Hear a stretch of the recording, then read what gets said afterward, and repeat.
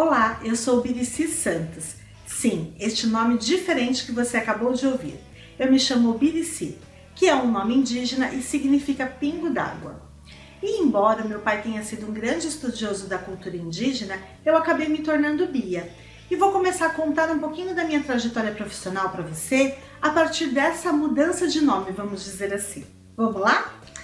Quando eu comecei a minha carreira profissional, eu comecei a trabalhar com gente. Então, desde que eu me conheço profissionalmente, o meu público-alvo sempre foi gente. Eu sempre trabalhei com pessoas. Eu iniciei, então, na educação infantil. Na época, era um final de ano, e uma escolinha de educação infantil próxima da minha casa me convidou para ficar com um grupo de crianças de uma sala que eles chamavam de maternal, crianças de 2 a 4 anos, porque a professora, a tia, como era dita na época, tinha precisado se ausentar para fazer uma cirurgia. Então eu fui lá para minha primeira experiência profissional, nunca tinha trabalhado, e cheguei bastante assim, assustada, né? Bastante com medo, afinal, o que é aquilo, como que vai ser? E muito embora eu sempre tenha gostado muito de criança, eu adoro criança, era uma experiência profissional, então eu estava bastante ansiosa e amedrontada, vamos dizer assim. Só que quando eu cheguei lá, aquelas crianças também estavam. Afinal, a tia tinha, precisado sair, eles não sabiam quem vinha. E o ser humano sempre tem medo do novo. E como todo ser humano tem medo do novo, com as crianças não é diferente, né? E foi o que acabou acontecendo. Ao chegar, eu queria me aproximar deles e ao mesmo tempo causar uma certa empatia, me colocar no lugar deles. Então eu virei e falei assim: oi crianças, tudo bem? Eu sou a nova tia e eu me chamo Birici. A hora que eu falei isso, com a minha total inexperiência, automaticamente eles fizeram uma cara de muito assustados. E aí uma criança sincera, como só uma criança sabe ser, virou e fez assim: nossa tia, que nome horrível! E eu me assustei, porque afinal de contas eu tinha percebido que eu tinha cometido uma falha de comunicação, né? Como que uma criança ia lembrar aquele nome tão complicado para dizer: olha, minha nova tia chama tal. E aí rapidamente eu tentei consertar a minha falha de comunicação. Eu disse assim: olha, vocês podem me chamar de tia Bi, porque Bi é como eu sou chamada na minha casa, pelos meus familiares. E aí uma menininha que eu nunca mais esqueci o rostinho, chamada Monique, virou e falou assim: tia, eu tenho uma tia que chama Bia. E aí, eu acredito que, na verdade, o que aconteceu foi que, como para a Monique era mais fácil lembrar da tia dela e rapidamente vir o nome, ela passou a me chamar de tia Bia. Só que as 11 crianças também entraram na onda da Monique e começaram a me chamar de tia Bia. E aí eu adotei o Bia para facilitar a vida daqueles seres e para facilitar a minha também. Porque logo depois eu ingressei no mercado de trabalho empresarial, corporativo, e aí era comum eu chegar em empresas e as pessoas dizerem: ah, o Birici no seu e-mail, você não quer que coloque Bia? E aí eu me tornei a Bia Santos. Mas quem eu sou, além de Birici, de Bia, de pingo d'água? Eu sou psicóloga, especializada em gestão de pessoas e atuo na área de desenvolvimento humano há 20 anos. Eu comecei então a minha carreira profissional na área de educação infantil, trabalhei um mês e alguns dias com essa turma, uma turma muito gostosa, muito inesquecível, embora tenha sido um período bem curtinho, foi uma experiência muito gratificante e principalmente que me trouxe assim: nossa, eu posso trabalhar, eu já não sou mais aquela menina, eu cresci, eu entrei no mercado de trabalho. E aí logo depois que eu saí dessa escolinha, eu acabei conseguindo, bem pertinho da minha casa, um trabalho no escritório, que era o sonho de consumo da minha vida, trabalhar no escritório, de um comércio atacadista. Eles vendiam para supermercados, produtos para supermercados, e eu fui trabalhar lá então, ajudando na área administrativa.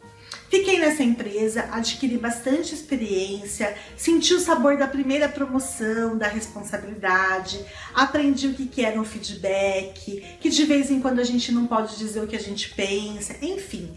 Eu me lembro que eu tinha uma gestora, na verdade era uma coordenadora, que sentava comigo, que me explicava as coisas, e era muito, muito, muito interessante. Aí essa empresa fechou suas atividades, ela era uma empresa bem pequenininha, e aí eu fui trabalhar num comércio de hortifruti grangeiros. E lá eu fazia trabalhos de escritório, mas nos finais de semana, porque eu trabalhava de quarta a domingo, eu fazia trabalho de atendimento ao público. Então foi a minha primeira experiência de atendimento a clientes, de entender o que o cliente quer, como você deve atender, qual é a questão da empatia, e foi uma experiência bastante rica, muito interessante. Sem contar que eu fiquei também, né, bem expert em como comprar frutas e verduras bem caprichadas. Aí eu saí do comércio de hortifruti e granjeiros. Nessa época eu queria muito fazer faculdade e os meus pais não tinham condições na época de pagar a faculdade, então eu sabia que eu precisava arrumar um bom trabalho que pudesse me ajudar a fazer isso. E eu fui então trabalhar numa concessionária de veículos, eu fui vender consórcio.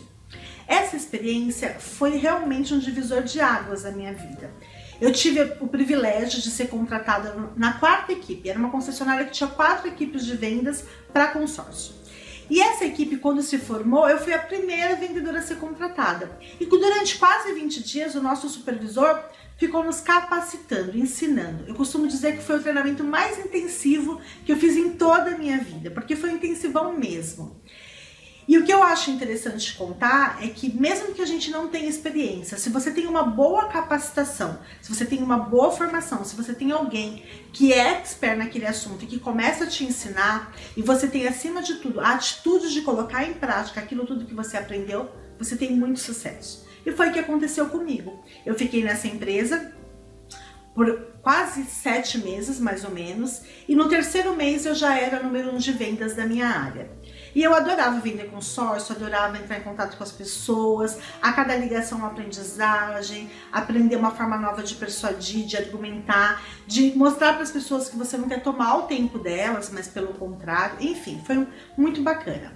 Nessa época a gente estava numa transição da moeda cruzeiro para a moeda real. Foi quando entrou o plano real. E os consórcios deixaram de ter 50, 60 meses para passarem a ter 12 meses. Então não era mais interessante para alguém investir no consórcio. Porque se eu tenho dinheiro para pagar em 12 meses, eu já compro o carro. Então eu saí dessa concessionária e consegui ingressar na minha primeira grande empresa. Foi aí que a minha vida profissional começou a ganhar corpo. Então eu fui trabalhar numa empresa multinacional japonesa no segmento de telecomunicações. E lá eu entrei no departamento pessoal. Então eu fiquei mais ou menos um ano em departamento pessoal, fazendo a parte de folha de pagamento, admissão, demissão, férias, essa parte, né, de administração de pessoas, na verdade. Aí eu fui convidada para atuar na área de benefícios. Quando eu fui para a área de benefícios, eu me identifiquei de um jeito absurdamente delicioso, porque era lidar com gente, era ajudar as pessoas a terem seus benefícios, a ir e vir do trabalho, a assistência médica, e eu passei a falar muito com pessoas. Então eu comecei a perceber que, nossa, eu gosto disso mesmo, né? Eu não tinha ainda muita dimensão, que até então eu trabalhava com pessoas. Quando eu cheguei lá, eu falei, eu gosto disso. Porque no departamento pessoal eu fiquei um tempinho que eu conversava um pouquinho menos. Aí tudo bem. Essa empresa precisou implantar um sistema de qualidade, implantar ISO. E aí, como não tinha uma área de treinamento, ela contratou uma profissional para montar essa área.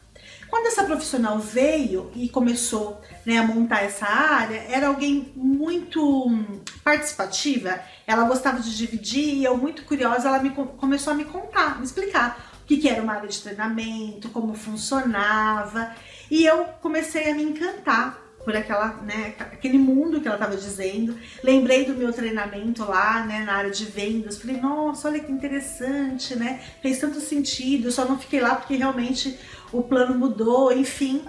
E montou a integração de funcionários, porque a empresa não tinha absolutamente nada de treinamento. E aí me convidou para ir lá falar a parte de benefícios, e eu descobri que eu adorava ir lá na frente, contar, explicar e tirar dúvidas. Enfim, quando tinha mais ou menos um ano que ela estava lá, eu falei, nossa, é isso que eu quero fazer na minha vida. E aí, ela era psicóloga, então eu disse, vou fazer psicologia. E diferente de muitos psicólogos, eu depois me apaixonei pela clínica quando eu entrei no curso. Mas eu fui para psicologia porque eu queria trabalhar em treinamento, eu queria desenvolver pessoas. E foi ótimo, foi uma experiência fantástica, eu amei o curso de psicologia, amo ser psicóloga, e mais do que isso foi a minha oportunidade, porque aí um ano depois que eu ingressei na faculdade, essa moça recebeu uma proposta de trabalho e eu fui transferida então para a área de treinamento.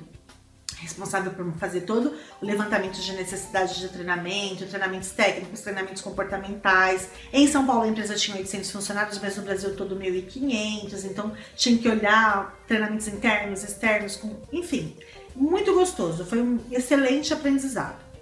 Quando eu estava no final do segundo ano da faculdade, essa empresa, com a chegada da telefonia móvel, decidiu fechar suas atividades no Brasil. E aí eu comecei a viver um impasse. Puxa, o que eu faço, né? Porque eu não entrei na faculdade tão novinha e ao mesmo tempo eu não sabia se eu ia conseguir uma vaga como estágio e a minha meta de vida era terminar a faculdade. Então eu comecei a encaminhar alguns currículos. E foi interessante porque em menos de um mês eu consegui uma recolocação também como analista júnior. E aí eu fui atuar numa financeira brasileira. E nessa financeira, o meu escopo de trabalho se ampliou um pouquinho. Nós não fazíamos toda a parte de recrutamento, mas nós fazíamos a parte de seleção. Nós tínhamos a agência que fazia todo o recrutamento e nós fazíamos entrevista final e encaminhávamos para as áreas requisitantes. Então eu comecei a ter uma primeira experiência aí com seleção.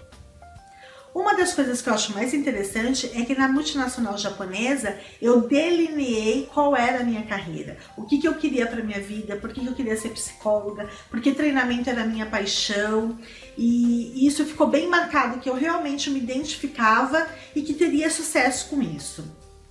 Nessa financeira eu acabei descobrindo que a área de recursos humanos era uma área muito interessante e que seleção era algo que era importante para o meu currículo, que fazia sentido eu aprender, e treinamento eu continuava apaixonada, alucinada e dizia para todo mundo, é a minha praia. Mas no final do quarto ano eu saí dessa empresa e aí eu voltei de novo para o meu mesmo impasse de 2 anos atrás. E agora? Eu preciso terminar a faculdade, só que agora eu estou muito mais perto do que eu estava antes. Então a minha meta número 1 na época era realmente terminar a faculdade. E eu fui para o mercado.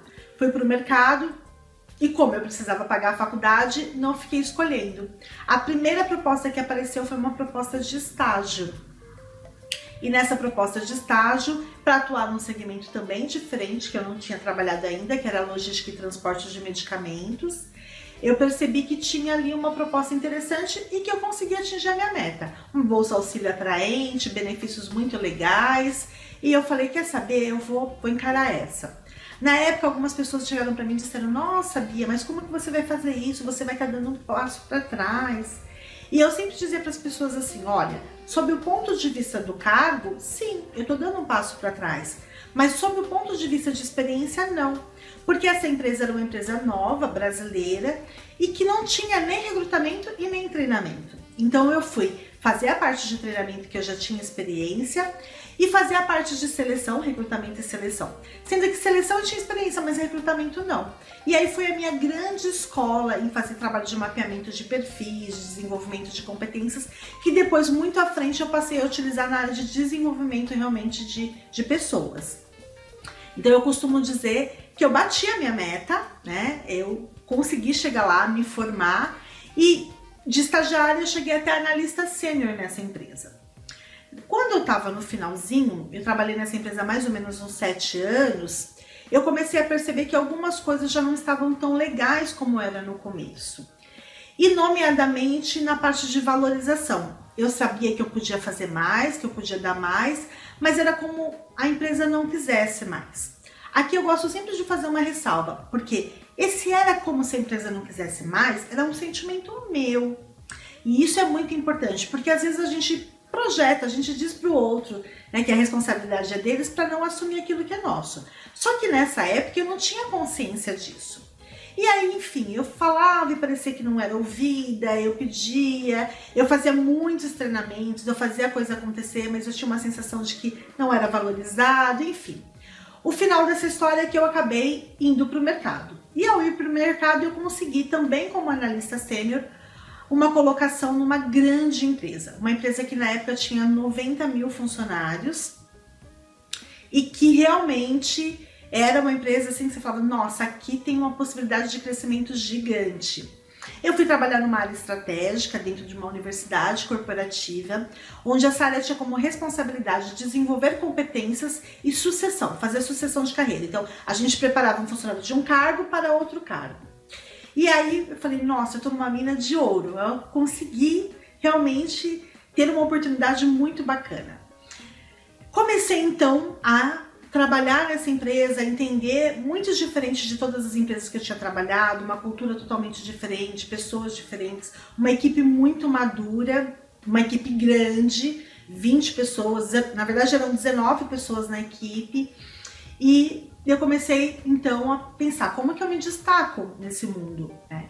Só que assim que eu entrei nessa empresa, como os treinamentos eram muito bem estruturados, formação, como que você sai do cargo A para o cargo B, eu comecei a perceber o que eu tinha errado na empresa anterior, aonde eu tinha falhado ou faltado, e nomeadamente era em comunicação. Eu não me comunicava assertivamente e muitas vezes não era eficaz a minha comunicação. Muito bem, eu sei que eu acabei me interessando por um produto que na época os meus pais não gostavam muito, porque ele era muito chato, e eu comecei a estudar, isso me fez destacar. Então, às vezes, para a gente conseguir aquilo que a gente quer, é necessário, né, que nós façamos coisas que não são tão legais assim.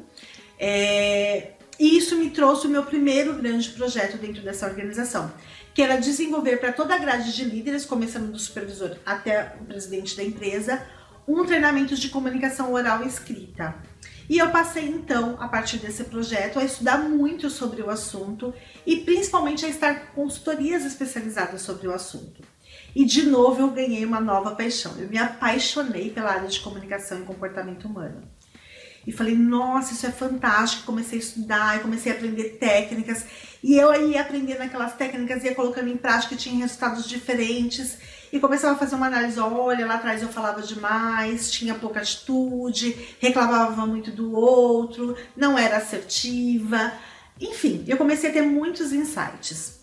E esse grande projeto e o aprendizado dessas técnicas e o uso intensivo dessas técnicas sobre comunicação e comportamento humano fizeram com que, então, um ano após eu ingressar nessa empresa, eu fosse promovida para um cargo de consultora. Então, eu estava lá com os 19 pares e eu consegui, né, ser promovida para este cargo. Quando isso aconteceu na minha vida, eu tive a certeza e a consciência de que realmente, até então, o que vinha acontecendo é que eu travava muito o processo. Aliás, o que vinha acontecendo não, o que tinha acontecido principalmente na última empresa.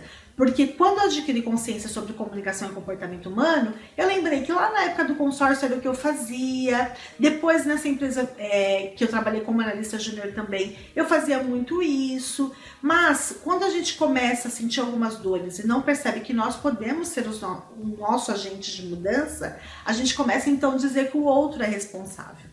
Enfim, comunicação passou a ser o meu norte, a minha vida, a minha respiração, e eu comecei a perceber então que o grande problema das pessoas era a falta ou falha de comunicação.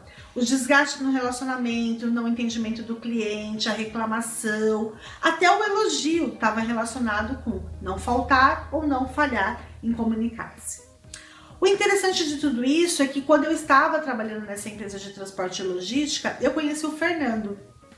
E o Fernando é empreendedor na época, já com uma empresa de informática estabelecida. A gente começou a conversar e trocar algumas ideias, e ele comentou numa das conversas, eu falando sobre, né, os treinamentos comportamentais, como funcionava, que ele tinha uma crença na vida, que na vida existiam dois grandes problemas, a falta ou a falha de comunicação.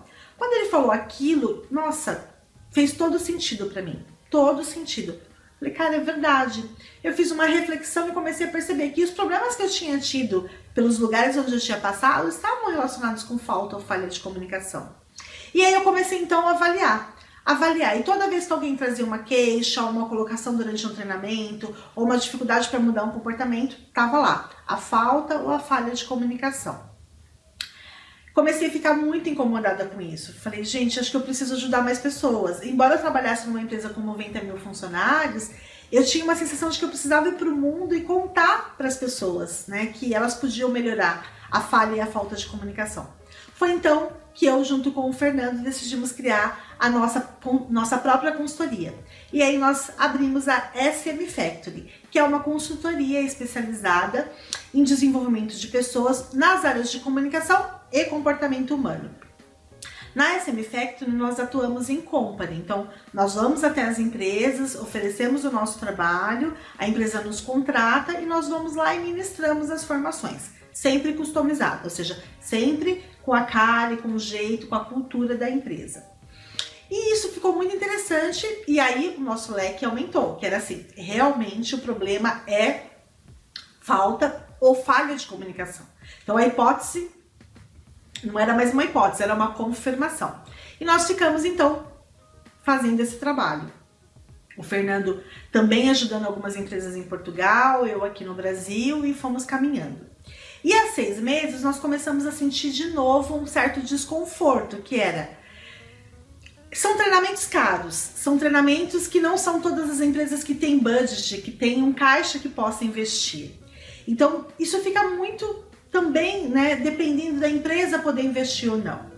E aí nós começamos a estudar sobre marketing digital e percebemos que nós podíamos ampliar o nosso leque e ajudar muito mais pessoas a melhorarem a sua carreira, a melhorarem a forma de se expressar, a forma de se colocar, e decidimos então criar a Sucesso com Asas. E a Sucesso com Asas vem então com o objetivo de ajudar algumas pessoas que vêm encontrando alguma dificuldade no ambiente de trabalho e que essas dificuldades podem estar, né, causando um certo desconforto ou até mesmo uma infelicidade naquilo que está fazendo. E aí nós estamos então, né, com esse super projeto falando para muito mais pessoas sobre falta e falha de comunicação. Eu, Bia Santos, tenho mais de 20 mil horas de treinamentos, mais de 30 mil pessoas em sala de aula e 20 anos trabalhando na área de desenvolvimento de pessoas, é o que eu tenho para partilhar com você. Será um prazer tê-lo na Sucesso com Asas. Um forte abraço e nos vemos em breve.